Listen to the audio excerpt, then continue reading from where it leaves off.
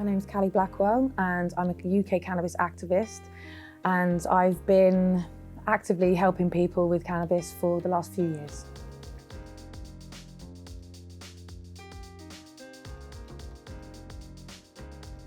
I actively now help people, and obviously because I've been on the television, I'm a bit of a beacon and people come and find me. People will find me in various ways, usually on social media, and they will usually come to me and say, I need some of that CBD oil.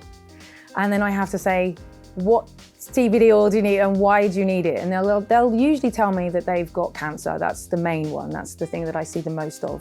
Or they'll tell me MS, fibromyalgia, chronic pain, arthritis, things like this. So then I have to tell them that CBD is probably not going to be enough for them, but I always tell people to go and try a really good CBD product first if they haven't got cancer. If they've got cancer, then we have to talk THC immediately. CBD on its own is great at managing the symptoms, but with a little bit of THC in there, 1%, we can actually look at getting to the root cause of the issue, which is obviously what we all want. When you're sick, you don't have a lot of money. And so the last thing I want to do is add financial stress to people as well. So I work closely with CBD brands to try and get people the best deals that I can get them before they need to break the law with me. If they need to break the law with me, then I'll quite happily do that with them. I tell them that it's illegal, and they obviously, I have to, I'm very honest.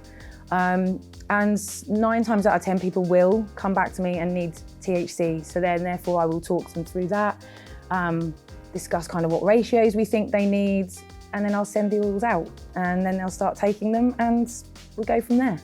Jeff Ditchfield, who obviously is the founder of Bud Buddies, he mentored me and he took me under his wing because he was the guy that obviously helped me save my son for the second time.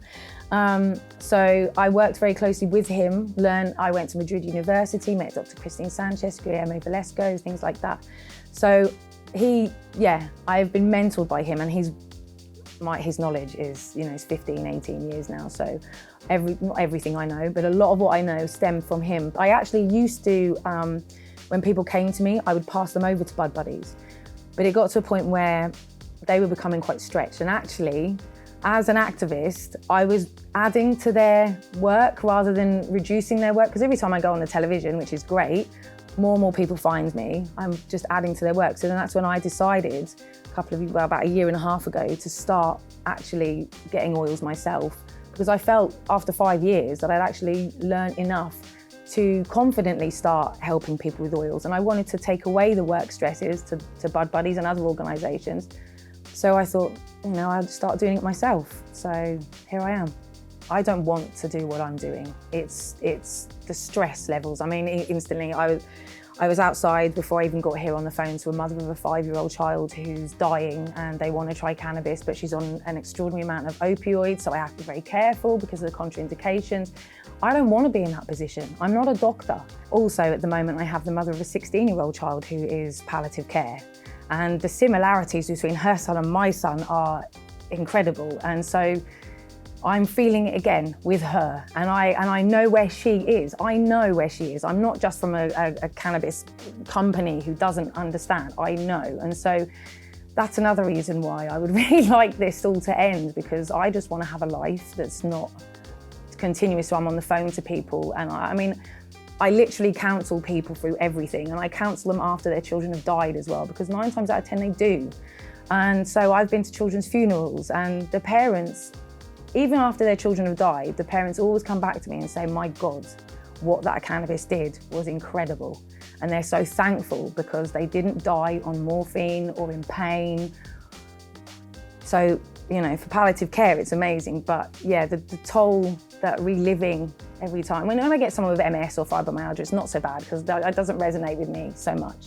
But I get a lot of cancer and I get a lot of children, and that's very, very difficult to deal with on a daily basis, with no support. I was at a conference a couple of weeks ago actually where Cam Butley from Aurora sat there and said, he started using the word new medicine, new, and it's like, this is older than man.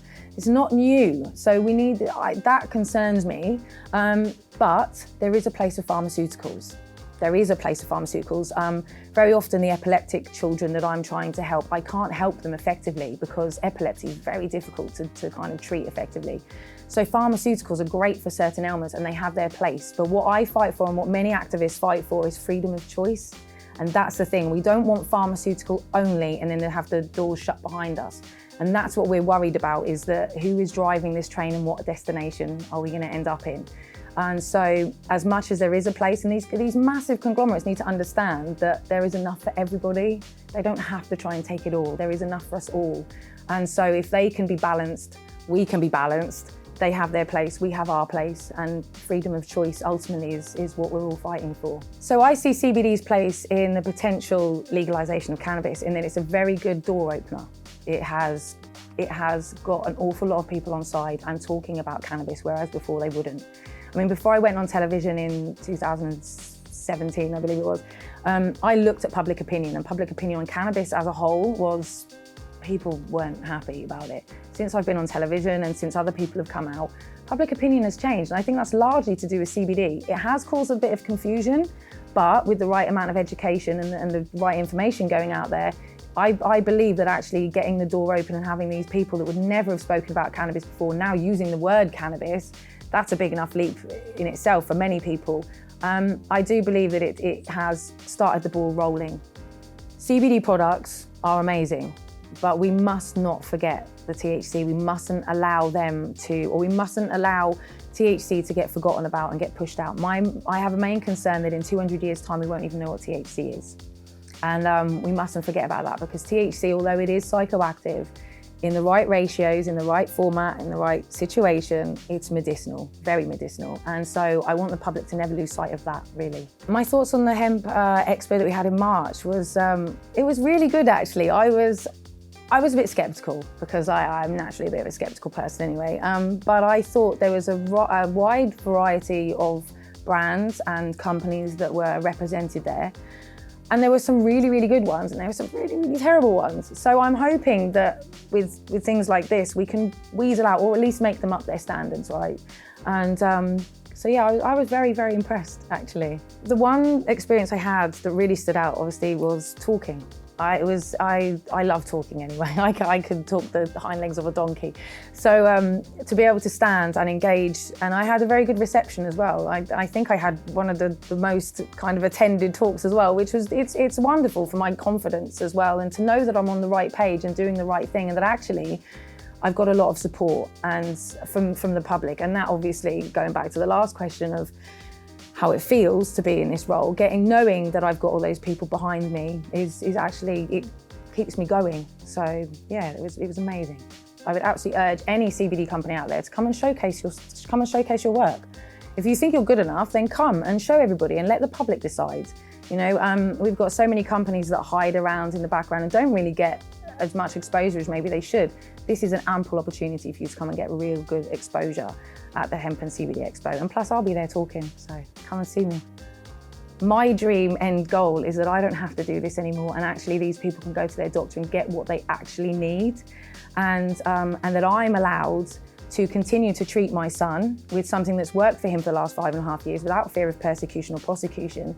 And my dream end goal is that my son is no longer a criminal just by being alive.